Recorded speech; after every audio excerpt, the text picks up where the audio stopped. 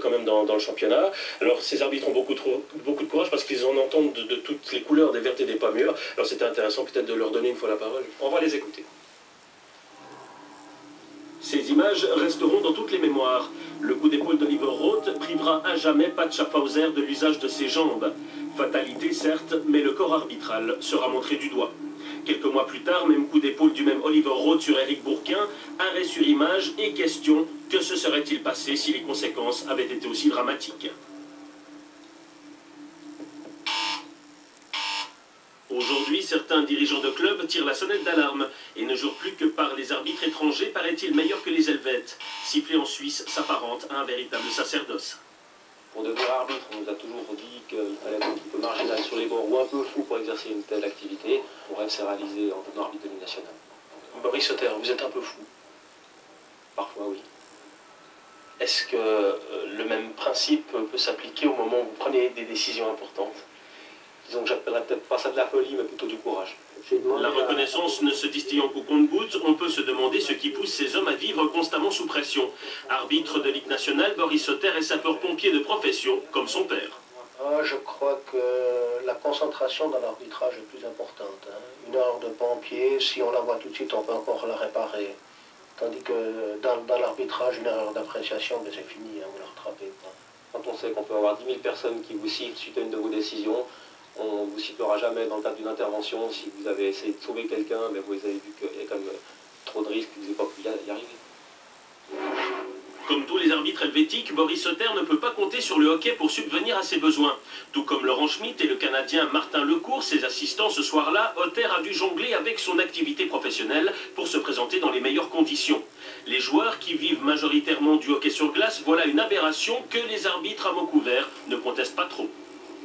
La connaissance des règles n'est peut-être pas la même que chez nous. Chez nous, avant d'être arbitre, on a tous été joueurs ou même on fait les deux à la fois.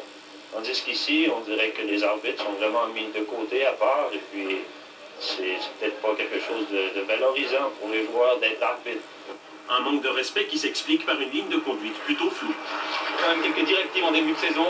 On peut axer principalement sur un certain nombre de pénalités comme retenir les cannes ou bien les charges dans le dos. Ça, on peut tous être attentifs à ce point-là. Mais sur l'ensemble du match, je pense qu'il y a quand même autant d'arbitres qu'il y a de possibilités de décision. Et pourtant, des 16 arbitres de Ligue nationale, seuls 7 ont sifflé dans l'élite cette saison. Une sélection d'allure discutable qui n'aura rien changé. Impossible d'uniformiser par exemple messieurs Kourman, Moreno et Bertolotti, les 3 meilleurs arbitres de Suisse, et la critique de gronder.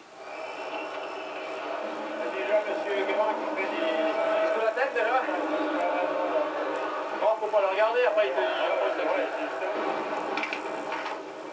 La critique la plus dure, la plus marquante, c'est celle qui vient d'un dirigeant, d'un joueur, du public ou de la presse? Ouais, je crois que c'est la presse, parce que c'est celle qui a le plus d'écho. Des attaques extérieures qui font d'autant plus mal que les arbitres ne se sentent pas soutenus de l'intérieur.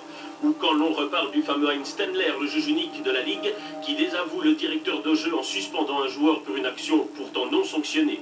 Au contraire, pour un geste similaire puni par l'arbitre, le juge unique passera l'éponge. Que ce dernier sanctionne les fautes oubliées, les arbitres l'acceptent. Que le juge unique casse une décision, là, la pilule ne passe pas. J'ai eu quelques petits problèmes avec le juge unique, à savoir qu'une fois j'ai donné une pénalité de match qui était pour moi justifiée, une bagarre, 5 coups de poing au visage, selon le règlement c'est expulsion immédiate du joueur, et ma décision a été cassée par le juge unique le lendemain, alors qu'on m'a même pas contacté, même pas demandé mon avis, que j'ai jamais pu voir encore la cassette vidéo, relatons ce fait. Bien vu les gars, hein. Alors écoute, c'est mon linesman Gazon, il n'y a pas goal. J'ai le linesman qui est juste sur la ligne, il dit il n'y a pas goal, il n'y a pas goal. Et voilà bel et bien une autre pierre d'achoppement. Si l'arbitre principal est contesté, imaginez la position d'un juge de ligne qui s'en tient mouchardé. Un match où il y a beaucoup de public, donc c'est une pression supplémentaire. Et évidemment, si c'est un match très nerveux sur la glace, pour nous aussi c'est difficile à gérer parce que des fois il y a beaucoup de coups qui se donnent, et on sent les joueurs très nerveux, donc il y a beaucoup de facteurs en fait. Il y a un peu à la fin du gardien maintenant. C'est le paquet dedans, c'est bon, hein. Il a le droit. Sur une faute du 77, tir de pénalité. Non, non, non. Tu fais tomber le gars par derrière. Non, non, il est tout seul. Non, non. Non, il ne pas. Et si l'on reproche souvent à l'arbitre un manque de dialogue avec les joueurs, le directeur de jeu se mue souvent en formateur. Trop souvent, les hockeyeurs eux-mêmes ignorent les subtilités du règlement. Moi, je t'avais dit merde, va chier. Ah, t'as tout pas ton grossier, ça mérite. Mais t'es malade, je t'ai dit, c'est un bon check pareil. Chronique d'une fin de soirée ordinaire. Oh, ouais. Ça va pas recommencer. Ça va pas recommencer, ce grand. Parti, je n'ai plus ici, moi. Allez, nom de Dieu. Arbitre, quel métier, Philippe Ducarreau. J'ai l'impression qu'il faut être un peu maso pour faire ce boulot. Ouais. Ben, avant le match, les dirigeants vous mettent la pression. Pendant le match, vous vous faites engueuler. Puis à la fin du match, c'est arrivé pendant que je faisais les interviews, il y avait encore 2 allumés dans les gradins qui insultaient l'arbitre. Donc effectivement, c'est un sacerdoce. Mais dites-moi, sérieusement,